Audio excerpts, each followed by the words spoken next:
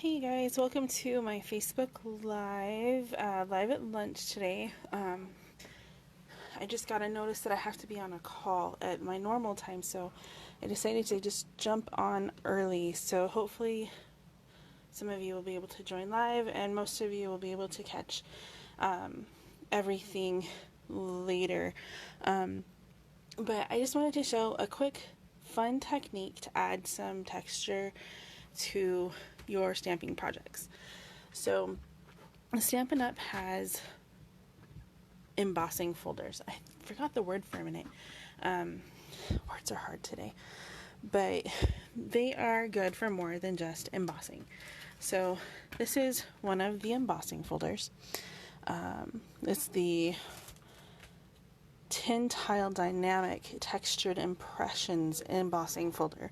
This one's a really fun pattern.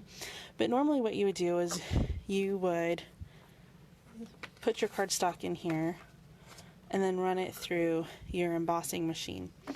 But to add an extra flair to your project, you can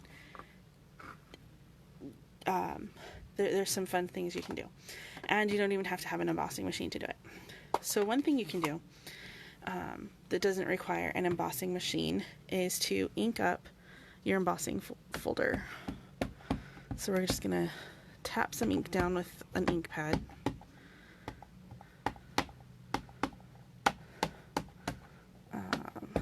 That's probably way more than I need. And then you're going to carefully lay your cardstock over the ink and fold it closed, and then just give it a good smush. I'm just going to smush it and kind of rub it a little bit. And what that's going to do when I open this is it has left a pattern on my paper. And that one's kind of cool. This one would look better if I were to send it through the embossing machine, which I can show you how that looks. So I'm just going to re-ink it. And I keep touching it, so I'm getting ink all over my fingers.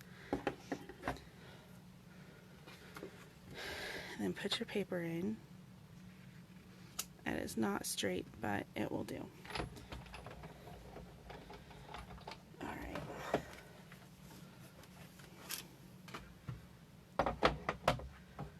Grabbing that embossing machine right now.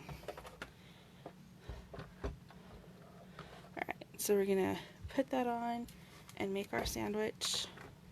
This is a thick one. I can never remember.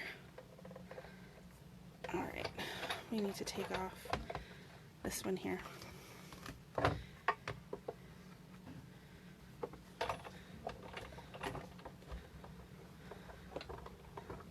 Okay, since there's the ink on there, I'm going to crank it through twice. Move that out of the way. And then open this up, and you've got that textured look on your paper, but you've also put the ink down into the grooves and the impressions. So that's one. So you can use it with either. This probably wasn't the best folder to use for your straight ink. So let's try another one. Oy. So far we haven't dropped anything today, but this live isn't over yet. I was joking with my sister yesterday when I was talking to her on the phone and saying that we're just going to have to rename anything I do live as "What will Stephanie drop today?" So, alright. So when you're doing your ink embossing, you want to make sure you've got the texture side. So this side has textures, this side has grooves. So we want to put our ink here. This one is the Old World Paper Embossing Folder. So you get that like crumpled paper look. So we'll just set that on there. And we'll just smush that to get that ink on there.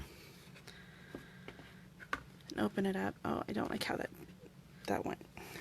So it needs a little more smushing.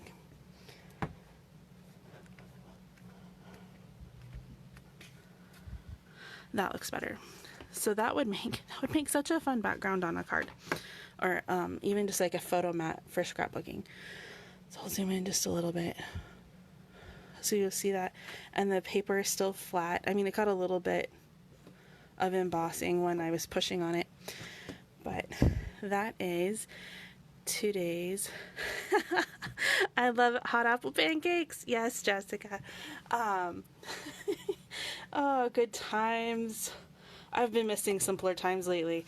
Jessica is an old friend from high school, but I don't want to say old because we're not old yet. We're still young.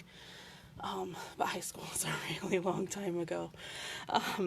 Anyway, so that is my tip today. You can emboss without having an embossing machine, and make some fun backgrounds just with ink and your folder. And to clean that off, it's pretty quick and easy. You can just use a baby wipe, or you could use your simple chamois, whatever you want or have on hand, and just wipe that off. Oh, that looks terrible. Kind of like hot apple pancakes.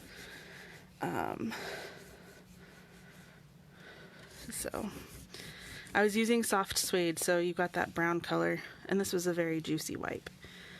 So, but it just wipes off. Sometimes you have to use a little bit of elbow grease to get that off of there. But it does clean off. So, or you can use your chamois, and I don't remember how wet mine is. I just keep mine in a bag.